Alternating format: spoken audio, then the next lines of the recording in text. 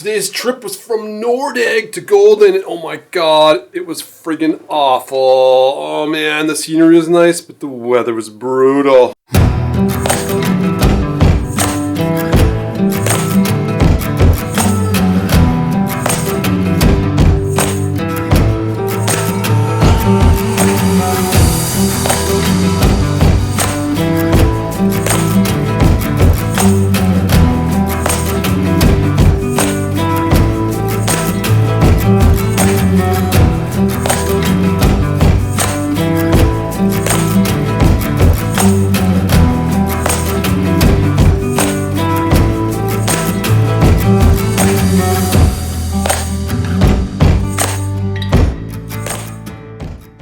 To get some footage of me getting out of Dennis and Nancy's place today because of the some drone footage because the roads are so icy. I had to kind of like duck walk the bike for a couple kilometers to get it out of there because the roads were so icy. And then actually leaving Nordegg, following, I think it's Abraham Lake around, I think place the lake where all those cool air bubbles come up and get captured in the ice and people go take pictures of them and go on tours and that kind of. Drove by there, and though the scenery is beautiful, it was friggin' cold. There was slush on the roads and there was snow. I finally made it into Lake Louise where I pulled in to get fuel, and the last maybe 50, 60K or so, my hand was fucking freezing. I wasn't sure if I was gonna puke or cry. My hand was so cold. I don't know what was going on. It was nice that the road dried up a little bit and you could go a bit faster. I could go a bit faster. So I had the bike going about 100 a few times, which seems good in theory, you're going faster. But when it's a -5 or -4 and you got 100-kilometer-hour winds blowing against your face and against your hand, that is cold. Probably warm up a little bit, and I see that there is meant to be like a sauna here or a hot tub or something like that. So we'll take that. Oh, I have snot on my face too. That's really nice. I'm sure you got a nice picture of that. After warming up and thawing out, it was back on the road to Ferguson.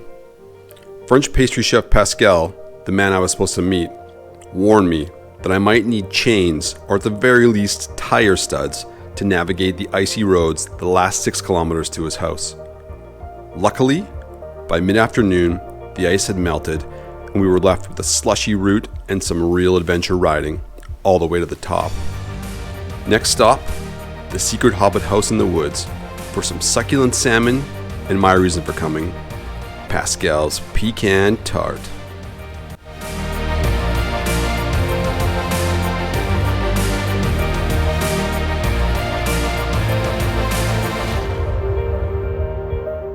Oh, we've reached the home of Pascal in the tiny hamlet of Ferguson.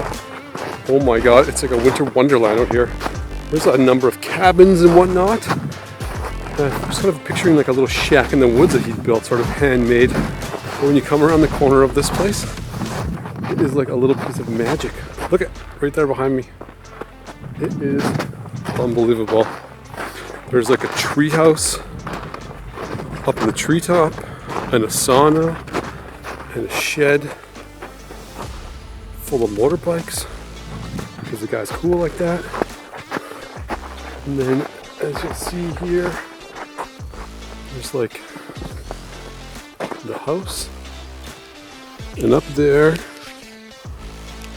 is the treehouse that he spent the last couple years making. Let's see if we can zoom in on the treehouse. There it is. There's a sauna up there and a massage room. And then here's the cabin. Oh my god, this place is unbelievable. A couple solar panels. The sauna room back in there. And nothing but snow all the way around. This is like living in, I don't know, maybe where trolls live or something like that. I'm not really sure. But it's going to be quite the magical experience, I think. Because it looks like this isn't exactly somewhere that you'd come rolling in on off your tour bus and check in at the concierge. All right, thanks for having me. It's a pleasure. So we are in the hamlet of Ferguson, population 4 people. Yes. 4 year round. Too many. Yeah. So you lived here before, there was no one here, just you only? Just me, yeah. Yeah. Yeah, for 17 years. For 17 years? Yeah, for 17 years I was the only full-time resident. Yeah. But there were lots of people in winter. Yeah. And few in summer, but mostly winter, yeah. And so what was it like living out here alone for 17 years? It was great. That was until neighbors showed up and and you don't notice, like, when you live alone and when it's so quiet, Yeah. any little noise, like, Yeah, I bet. it seems so big, like, Yeah. I read correctly you're from France originally and then moved where? To Canada? I moved to Vancouver. Or Vancouver originally, okay. Yeah. You know, I talked to people like saying that I was coming to Canada, and I had 4 addresses, 2 in Montreal and 2 in Vancouver. From people you didn't know at all? I didn't know, but they said like they could probably help me and maybe find me a job. Oh, yeah. Right. And I choose Vancouver because I don't like the cold, and I thought, well, if I go to Montreal, I don't like where the cold. it's super cold, I won't make it. Yeah. So I went to Vancouver, and yeah, I just went to the youth hostel and knock on every French restaurant door. Yeah, to try and get a job. Yeah. Yeah. In between 2 weeks, I had a job at a restaurant. Oh, great. It wasn't enough, so I found some other jobs here and there. At some point, I was working 3 jobs. Yeah. I love Vancouver. Nothing wrong with Vancouver. Like, it's a big city, But big nice city, yeah. city. But it wasn't what I came for. Like, I came for to see the wilderness. Yeah. So at some point, I asked. I found an old landlady who had a room for a little bit, but I stayed in touch with her after. After I moved away from her place. Yeah.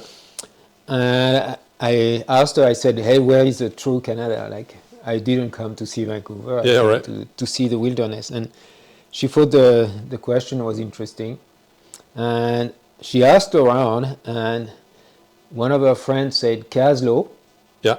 and one Oh, you're close. Yeah. and the other suggestion was Bella Coola. Oh, Bellacula. Okay. Yeah, yeah. So I was Bella Coola. That sounds great. Yeah, sounds like a nice. I had a van and a motorcycle because I was waiting for a girlfriend to move, but Yeah. she chose not to move. Yeah, right. So I sold the van, kept the motorcycle, put all my gear on. It was a GS 350, Yeah. piece of crap. Yeah. Oh. And I made I was a friend with someone who was at the Francophone Center, and they had a maintenance guy there, and he helped me to make some rigging. Like, we found some stuff like in back streets, back Yeah, alleys, just and to make it work. yeah. So we made some kind of baskets where I could have, like, there were tubes that we welded and Oh, yeah. bolted on. So a little support. Yeah, so I had 2 little backpack on each side of the rear wheel, and I had something in the front where to put my tent and sleeping bag. And I had all kind of shit because I'm kind of a pack rat. So even if Yeah. I wasn't in Vancouver for Well, I can see you very found me a long, tripod in your back room yeah, here. and I put all I could on my motorcycle, and I headed to Bella Coola. It was a great spot, and I was camping in a bush. Mm-hmm. I didn't have a proper tent. I had a sleeping bag, I had a top, and I was sleeping like there were probably bears and grizzly, but Yeah, right. I wasn't too aware of the danger, Yeah. so I was fine. It's better if you don't know the problem. Yeah, it was raining a lot, so at some point I started to be miserable and cold.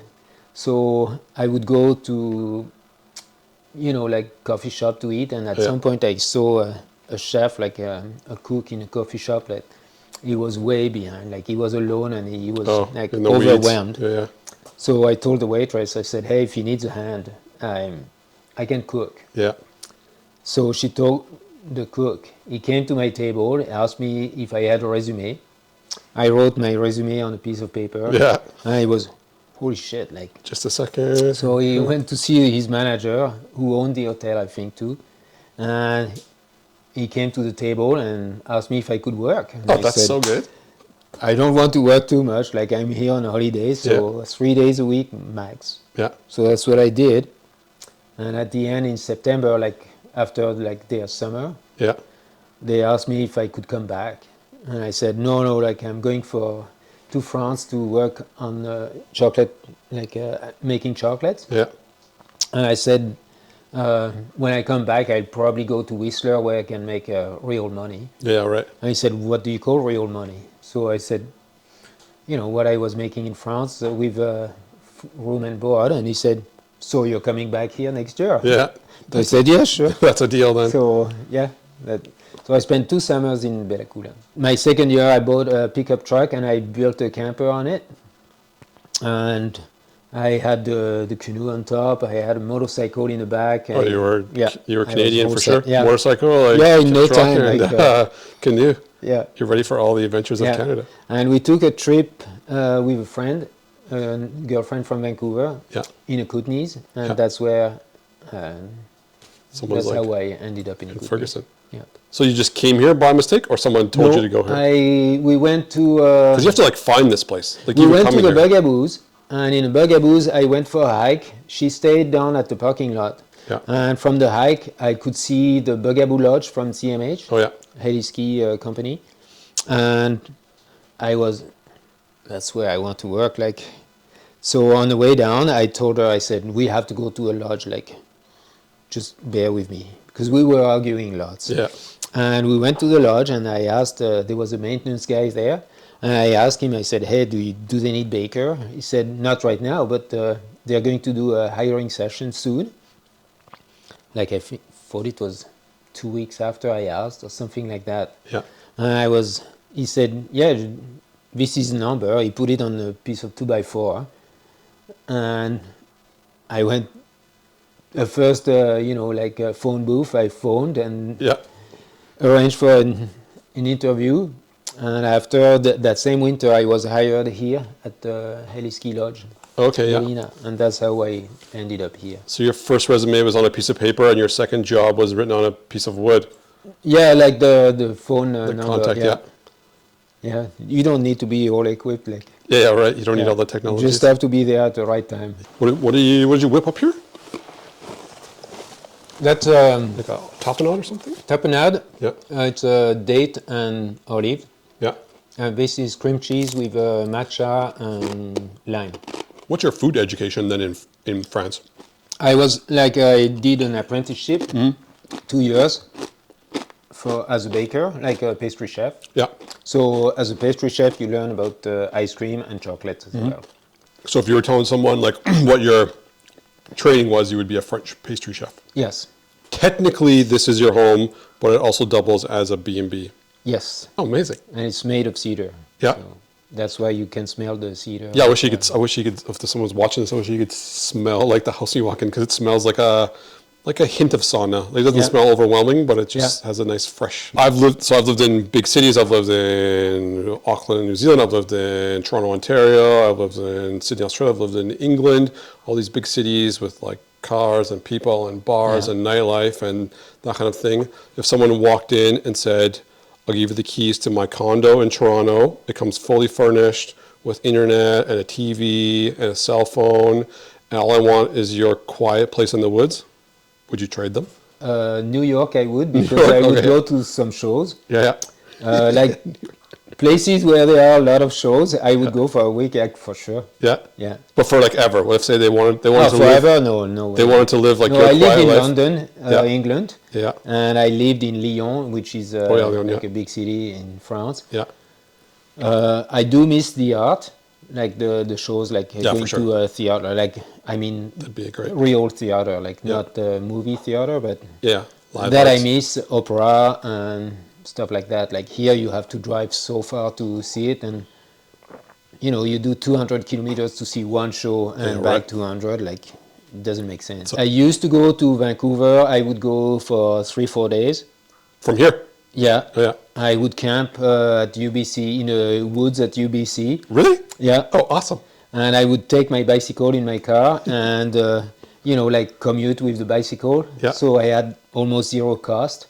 And I would see as many shows as I could. I had a fake student card at some point. Yeah. So it's discount. So I would have some discounts. I would pay $25 for a seat and Amazing. see some pretty good shows. Yeah, I bet. So, for example, I did the trip to Argentina. I love camping and outdoors, same kind of thing. This is a bit extreme, but I like the outdoors.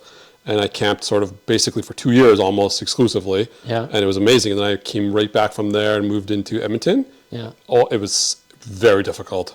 I found Yes. it very, very, very hard to live in the city. I didn't enjoy it. I was miserable. Yeah. I was like, it's so different from living just a quiet, peaceful. No, it doesn't matter what time it is. Yeah. There's nowhere to be. There's no noise. Maybe you hear a leopard or a cheetah or something in the jungle, but otherwise, nothing at all. And then back in the city, and I was like, oh my god. Yeah. When I read that you had like built your own house in the woods, I was picturing like some logs and maybe like a log roof in this little small cabin. And I walked in here, and there's 2 rooms, a full dining table. There's a piano in the corner, for God's sake.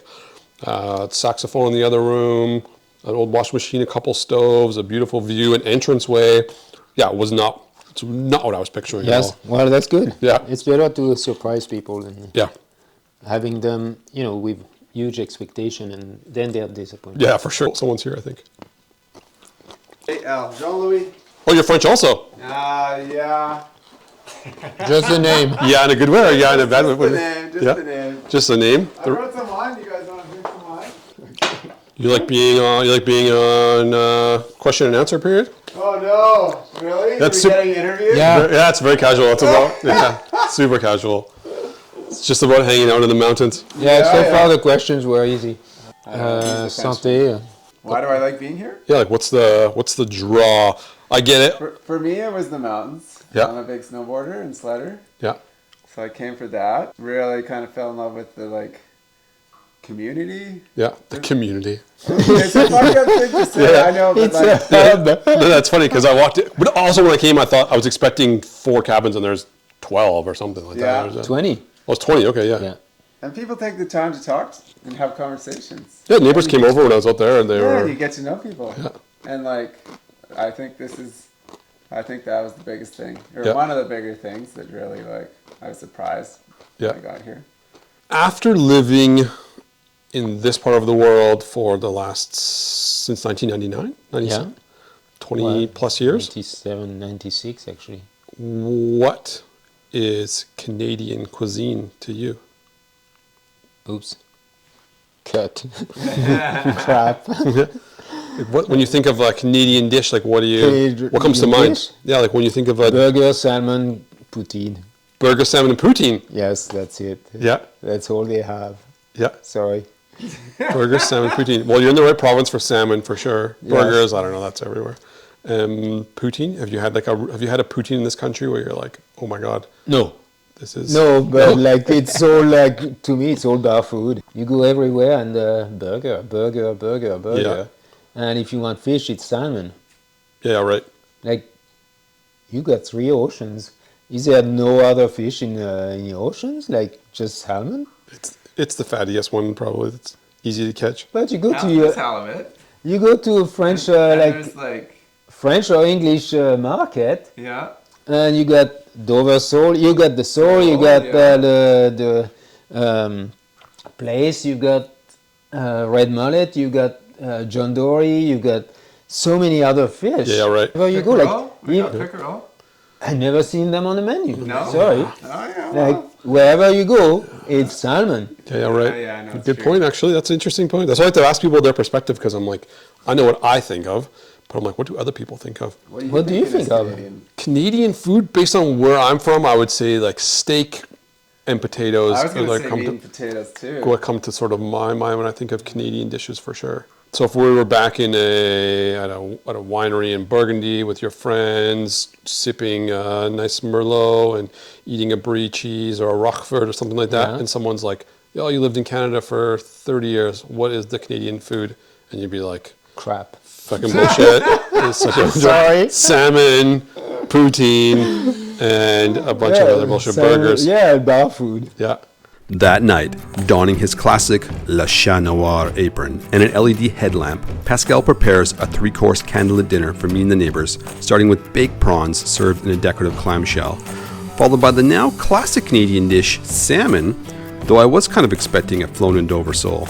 The night finished off with the stars of the show, a chocolate cheesecake, and my reason for coming, the pecan tart. The next morning, I awoke to meet Pascal, putting together a simple breakfast of black tea made from some melted snow, strained to remove the pine needles, and a chocolate brioche he had warming on the wood stove. Then, he scribbles the pecan tart recipe on the back of a bank statement for me, and I convince him we should do a little Pascal in the pecan tart photo shoot. Before finally setting off for the cusp on the ferry and making my way to Kamloops, where I get a little sidetracked with some amateur wrestling and a bit of a burlesque show.